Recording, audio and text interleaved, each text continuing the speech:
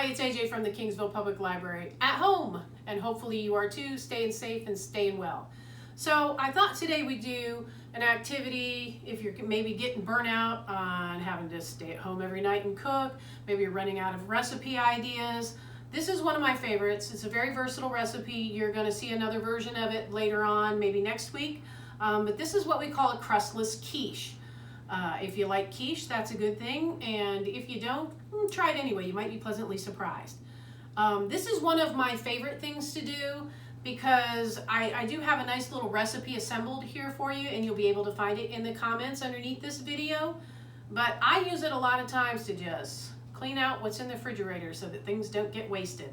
So today what we're going to do is we're going to make this quiche, and I have decided first of all that we'll be having some ham in our quiche, because I happen to have a little bit of leftover ham. So we're going to sprinkle this in the bottom of a greased pie pan. If you don't have a pie plate, you can certainly use a square 8 or 9 inch dish. It will work just the same. We're going to throw in some bacon. And I really like these little bags of bacon. You can buy these. These are actual bacon pieces. You don't have to refrigerate them until they open, and the bacon's already cooked, ready for you to go. So that's a nice thing to have in your pantry. I have some vegetables, just kind of leftover odds and ends. We've got some onions, peppers, and tomatoes in here, so I'm just gonna throw those in there as well. Put those right in there. Then I have some spices that I'm gonna put in there, and I just put some garlic and some basil and a little bit of pepper. You can put whatever you or your family will eat in here. Garlic is my personal favorite. We're big fans of garlic in our house, so we're gonna pour that in there. And then I'm gonna sprinkle part of our cheese, okay? And I actually have 2 cups of cheese here, so this is just a mix of cheddar and a couple other cheeses, and I'm going to put that one in, and I'm going to put a mozzarella in. I always like to use mozzarella anytime that I'm cooking with cheese, just because mozzarella seems to be the cheese that gets the creamiest the best. Okay, so we're going to let that sit for a minute, not because it needs to, just because we're going to do something else.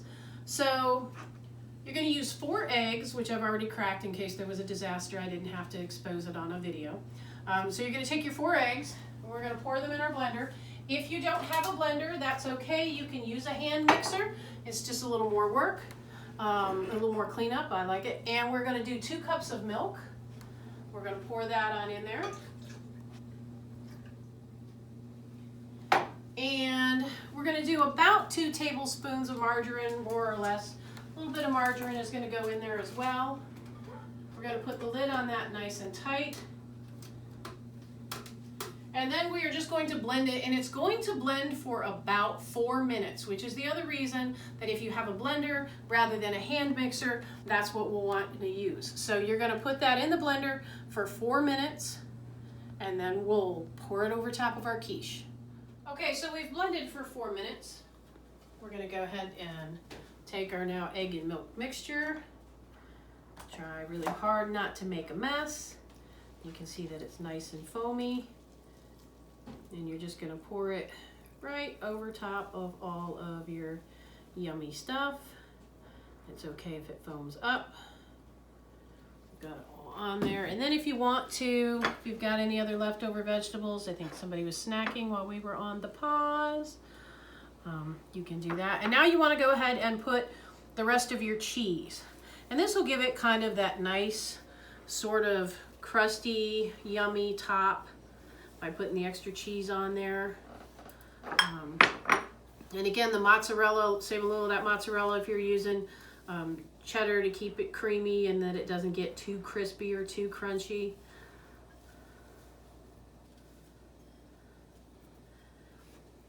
And then we like pepper in our house, so I'm going to put a little more pepper right along the top, or maybe I'm not, because I guess we like pepper an awful lot.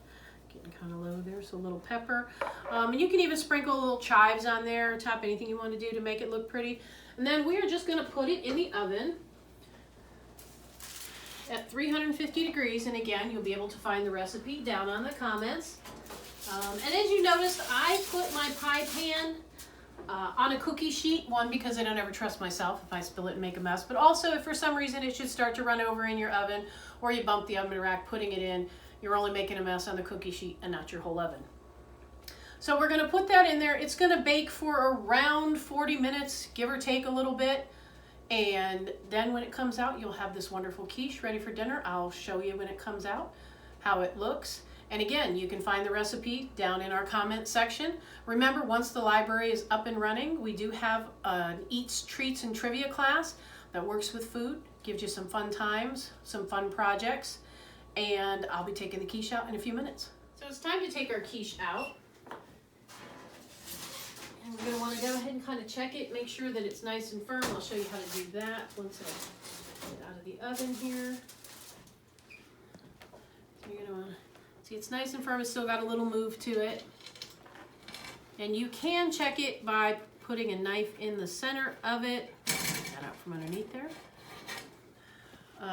But it will be a little liquidy yet. It needs to cool for a little bit. It'll come out kind of nice and pretty clean. Then you want to let that sit and cool for probably about 20 minutes. You'll want to serve it warm but not hot. You don't want to cut it too soon so that it's liquidy and it runs all over the place. But there you have your quiche ready for dinner. You can serve it with some roasted potatoes, or because it's a crustless quiche, you can make up some muffins or some homemade bread, whatever your family likes to eat with it. I'm glad that you joined us today, that you let the Kingsville Library into your house, and that you joined me at my house. I'll be here Monday, Wednesdays, and Fridays doing At Home with AJ, where we'll do some fun crafts, we'll do some recipes.